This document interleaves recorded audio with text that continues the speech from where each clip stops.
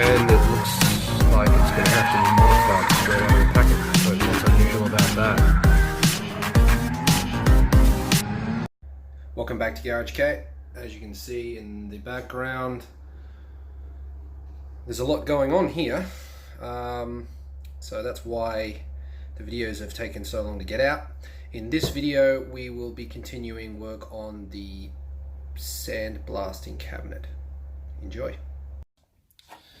Okay, there's a few ridiculous things about this that I've been looking at. The light works really well, although it didn't work when I first turned it on because the bulbs weren't screwed in properly. So that's fun.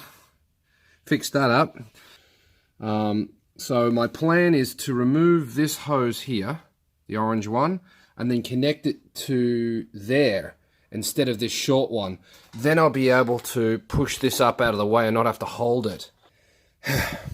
There we go, now I can actually see what I'm doing. Now, why did you bother with that? Well, the regulator can now stay in with the gauge and connected to this. Now, this is stupid as well because this is a, well, what I would call, what's a female? This is a female plug, but this doesn't have a tank on it, so I don't understand why it has a female plug on it. If you look at this, that's a female plug. Now, to get this to connect to that, I have to go out and buy one of these so that I can connect that to that onto a hose, and then this onto the hose into the machine, which is fucking stupid. Now, if you're not familiar with Airline systems, you might have no idea what I'm talking about. So I'm going to do my best to explain it using something you've seen before. These. This is a female and this is a male. Can you see why? Now, to get this to work in its current form, I would need two male plugs. You can't buy a electrical cord with two males on it because if that's sticking out of your wall, you're gonna get zapped. So they don't do it for safety reason.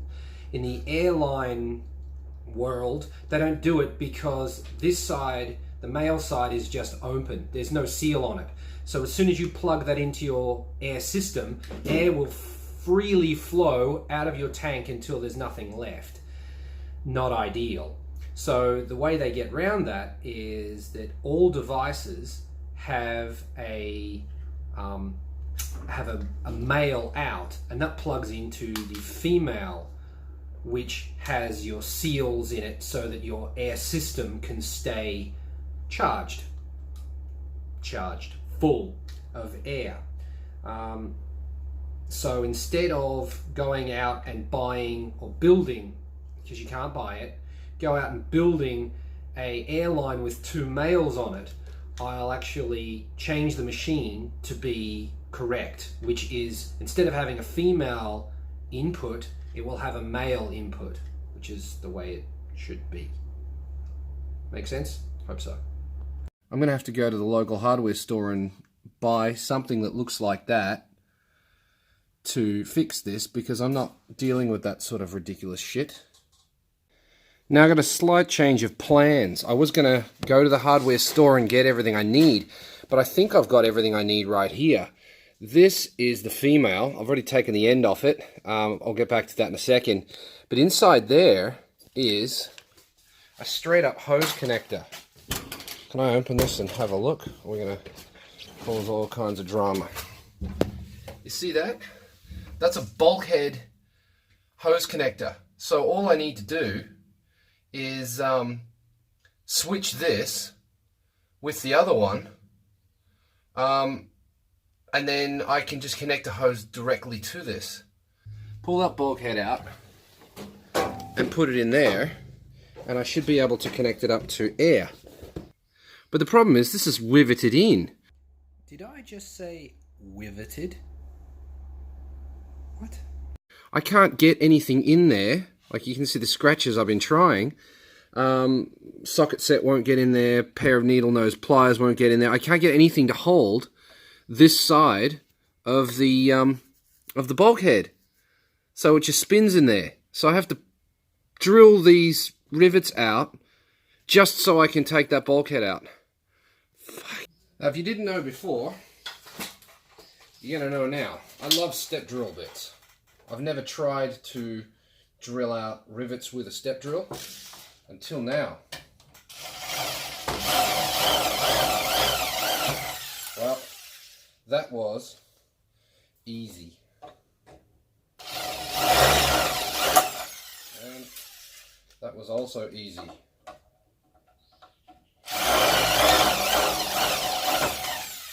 Yeah. I love step drills. Now, I can stand this back up. Oh, it really didn't need to be this heavy.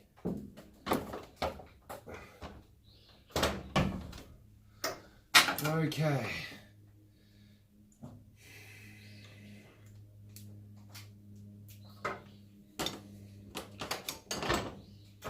What size is this? Shit size. That's what it is. Shit size.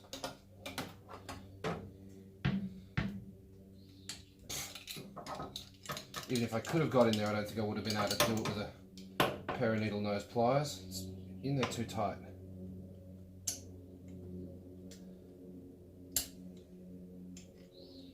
Uh,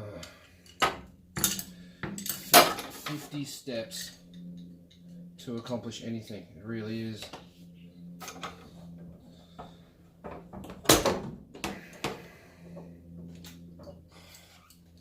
How many thumbs have I got today? I end up snapping one of these fucking...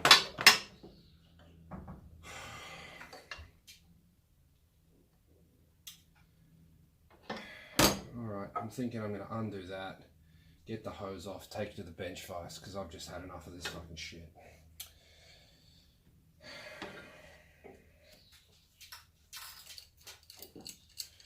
Now I'm not going to be able to hold this because it's going to be too tight. Oh no, there we go.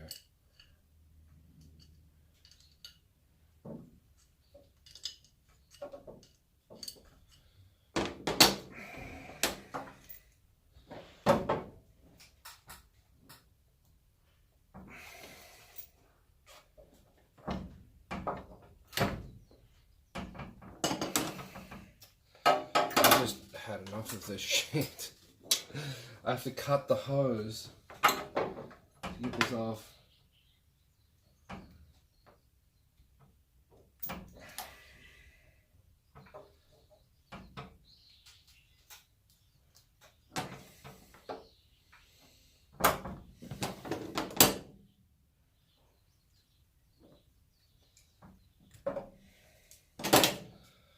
Fuck you.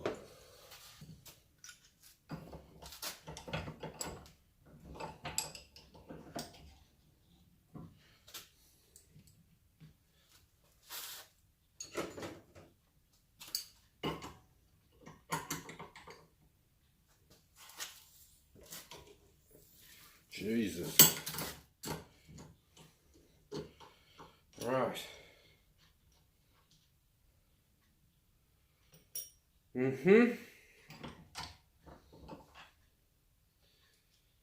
Okay, so we've got one bulkhead.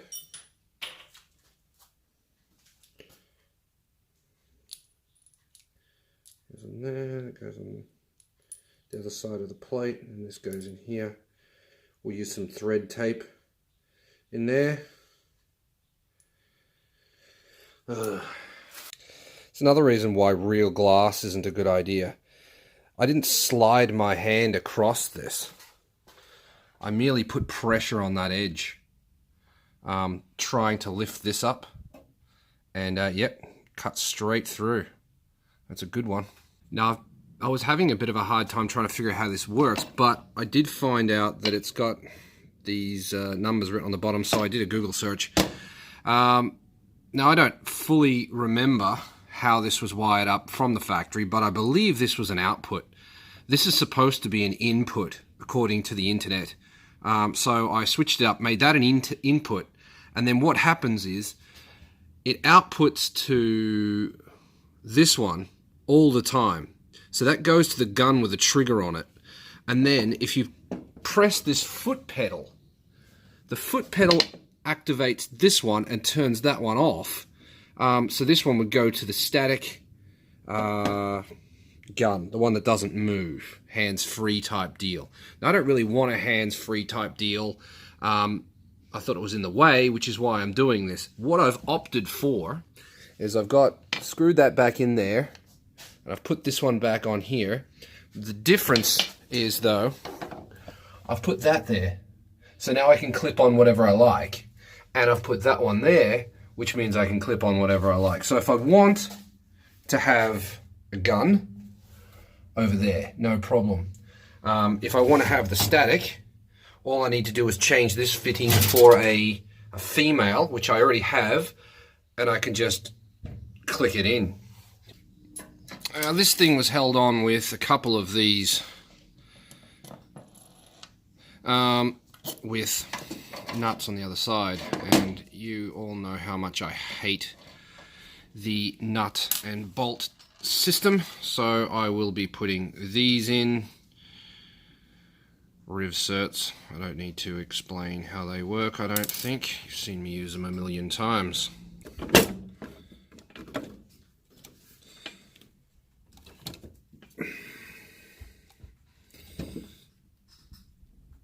Ugh, horrible. Nope. Oh, we in? We're in.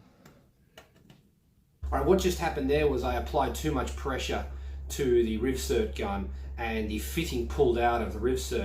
You need to be careful that you only apply just enough to get that Rivets to compress. Once it's compressed, it's locked. You don't have to apply too much, even though I often do, and that happens. If you do that, there is a chance that the fitting can actually pull all of the threads out of your Rivets. You'll have to drill it out and go again. So be careful. Only apply the amount of pressure that you need, no more. Yeah, we're in. That'll do.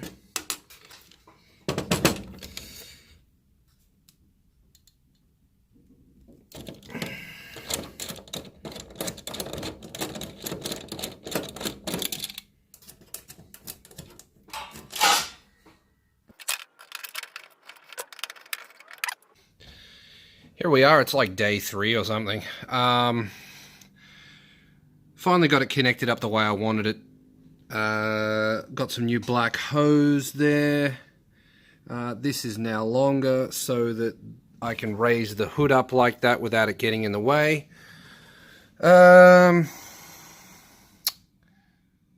What else can I tell you? These things were difficult to get on and to get around that.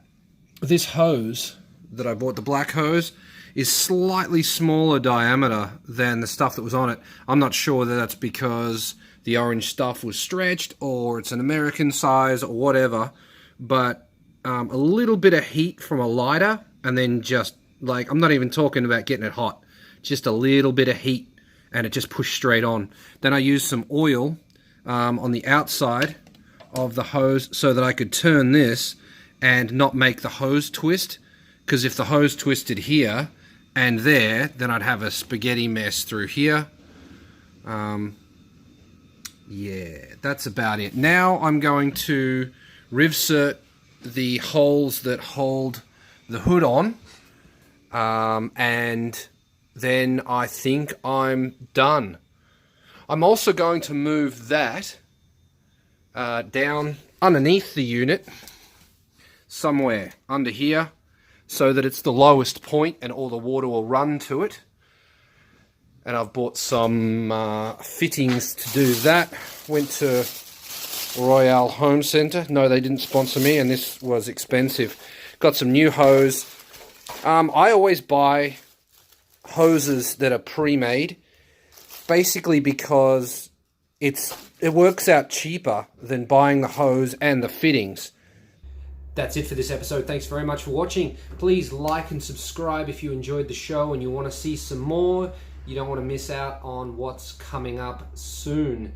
If you'd like to support the show, check out GarageK.com and get yourself a sticker, or you can get your name on the garage door. If you don't know what I'm talking about, check out the other videos. To do that, details are in the description. Yeah, that's it. See you in the next video. Later.